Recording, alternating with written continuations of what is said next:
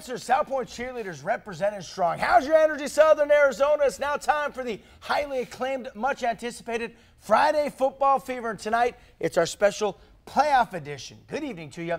I'm Paul Seacolla. And I'm Ari Alexander. With over a dozen teams from our viewing region in the postseason, all eyes on Southern Arizona football. And you know, win or go home tonight here in high school football. That is right. It is do or die. And the only matchup tonight that includes two teams, both from Pima County, smacking helmets against each other, took place in Vail, like this. We're talking Cienega hosting Marana. Let's get out there. All right, the Marana Tigers with the long road trip in Vail to take on the Cienega Bobcats. It's going to be a cat fight into the first quarter, and the Bobcats get it started strong with Thomas Weber Jr. going untouched right up the gut for 11 yards. Cienega takes the 7-0 lead, and later the Cats are deep in their own territory, and Terrell Hayward will get the handoff from Luis Morales, and he is no necessarily quick, but he is Speedy Gonzalez. Andale, andale, andale. Hayward goes untouched for 96 yards. That's a touchdown. It is 14-0 Bobcats, and now into the second quarter. Here we go again. Hayward with the ball, and this time a Tiger got upon him, but it's not enough.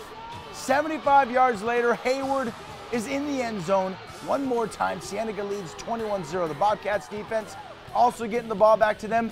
Again, now Thomas Webb Jr. will punch it in for Cienega. The score is 28-0, but the Marana Tigers do show some signs of life. Trenton Bourget will swing it to the flat to Tariq Jordan. Jordan's breaking a few tackles, then he's breaking off. So 55 yards later, Marana has a touchdown. The score would be 28-7 at the half. In the end, Cienega lives up to the higher seeded expectations and then some.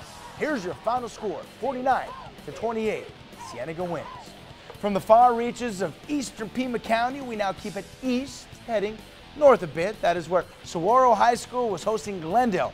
Baja, Arizona against Maricopa County's Glendale High. Let's send things over to Ari Alexander. Yeah, Paul, Saguaro High School's game tonight helped the Cougars end a 3-year playoff drought. It's also the first time under Coach Scott McKee that Saguaro is in the postseason. One of the keys to tonight for the Cougars would be containing Glendale running back Kevin Daniels. Daniels comes into tonight 1,700 yards, 32 touchdowns. Not only is Saguaro in the playoffs, they are the number 5 seed, and they are hosting. Early going, the Cougars are going to pitch it to Cameron Williams, who rumbles in for the score, 7-0. Saguaro early, but Glendale would hit back. Andre Neal, the number 2 running back, as Jeff Skurin watches on, and Neal is going to go around the right side, and Andre Neal is gone. Glendale on the board. This game tied at 7. More Cameron Williams from the Saguaro Cougars. They are going to pitch it here to the right, and Cameron Williams cuts upfield, 35-yard touchdown run in the score, 14-7. Saguaro takes the lead, but it would not get good for the Cougars from here. Yeah, get your popcorn. Glendale ties the game, and then on the ensuing kickoff, Saguaro fumbles.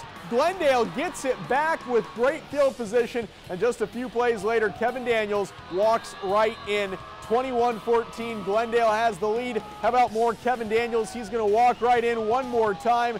28-14, Saguaro trailing, but not done at half are the Cougars. Cameron Williams going to run into a pile of Cardinals and then run right out.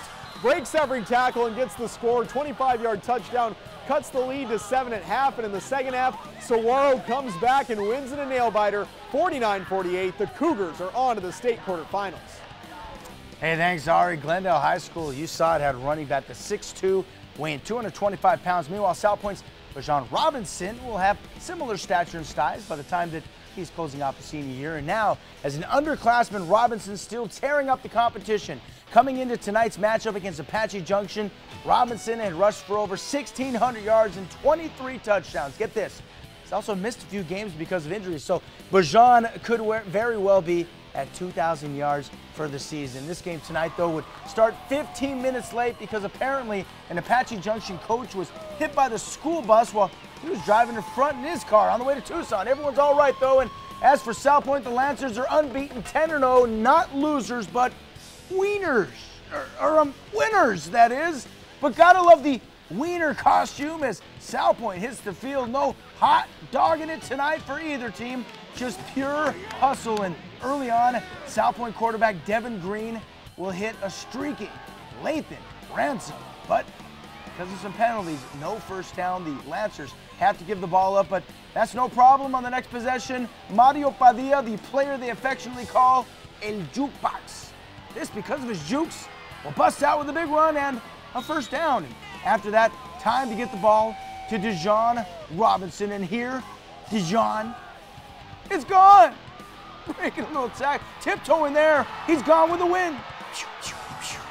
Over 50 yards later, South Pointe leads 7-0. The cheerleaders, they are definitely loving it. And on the ensuing kickoff, South Pointe's Ray Figueroa is about to smack Justin Ramirez very hard, taking him down. The Lancers will get the ball back again. And aren't you glad you have Mario Padilla? Because off the punt, Padilla is playing to the tune of El Jukebox. And he will take it all the way back. South Pointe jumps ahead 14-0 after that touchdown. It was smooth sailing for the Lancers tonight, taking a 49-0 halftime lead. South Pointe jumps to 11-0 and advances to the next round after the 56-7 victory. And no surprise, South Pointe cruised through that matchup. They came in as multiple touchdown favorites, and the Lancers are the #1 ranked team at the 4A level. Hey, we're far from over with. After the break, more sports, more energy, more postseason football action. Also, I'll check in with some U of A football players who are talking about what it'd be like to win 2 of their next matchups and qualify for a bowl game. But hey, back to the high school gridiron. Sabino High School hosted Blue Ridge High in a winner-take-all rematch. Plus, we'll have the play of the night. Oh yeah, Friday Football Fever rolls on after the break.